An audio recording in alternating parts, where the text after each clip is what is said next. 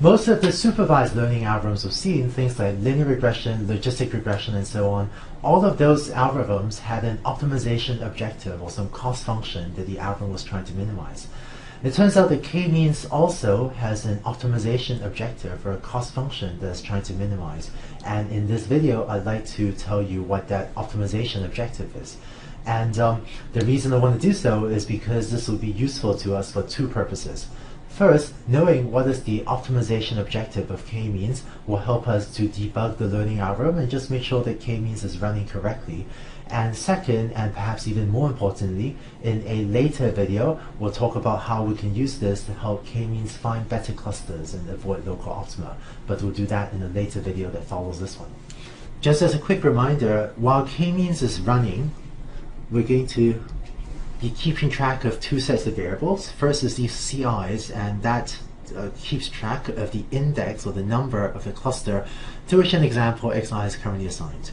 And then the other set of variables we use is mu subscript k, which is the location of cluster centroid k. And again, for k-means we use capital K to denote the total number of clusters, and here lowercase k, is going to be an index into the cluster centroids, and so lowercase k is going to be a number between 1 and capital K.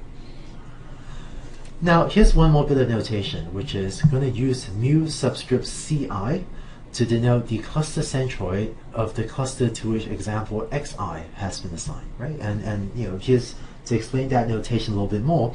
Let's say that xi has been assigned to cluster number 5. What that means is that ci, that is the index of xi, that is equal to 5, right? Because having ci equals 5, that's what it means for the example xi to be assigned to cluster number 5. And so mu subscript ci is going to be equal to mu subscript 5, because ci is equal to 5. And so this mu subscript ci is the cluster centroid of cluster number 5, which is the cluster to which my example xi has been assigned. Armed with this notation, we're now ready to write out what is the optimization objective of the k-means clustering algorithm. And here it is.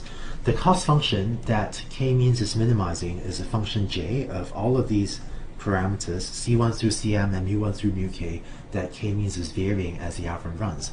And the optimization objective is shown on the right is the average, or 1 over m, of sum from I equals 1 through m of this term here that I've just drawn the red box around, right, of the squared distance between each example xi and the location of the cluster centroid to which xi has been assigned.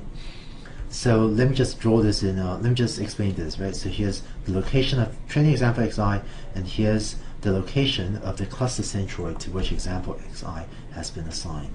So to explain this in pictures, if here's x1, x2, and if a point here is my example xi, so if that is equal to my example xi, and if xi has been assigned to some cluster centroid, I'm going to denote my cluster centroid with a cross. So if that's the location of mu 5, let's say, if xi has been assigned to cluster centroid 5 as in my example up there, then this squared distance, that's the square root of the distance between the point xi and this cluster centroid to which xi has been assigned.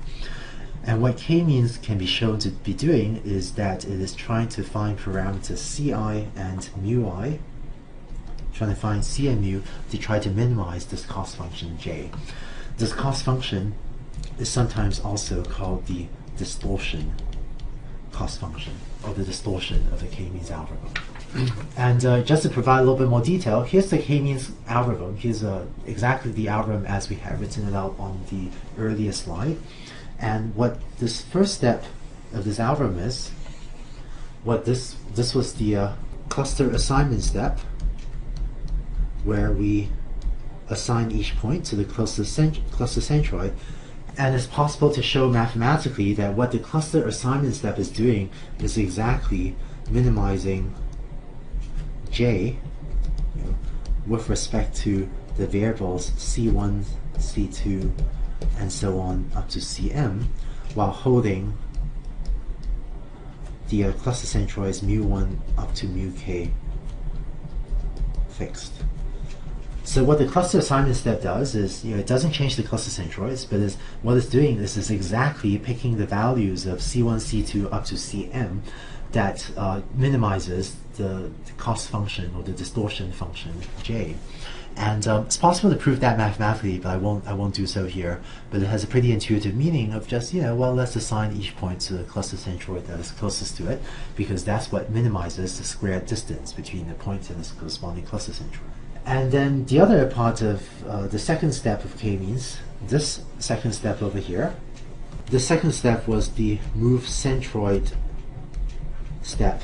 And once again, I won't prove it, but it can be shown mathematically that what the move centroid step does is it chooses the values of mu that minimizes j.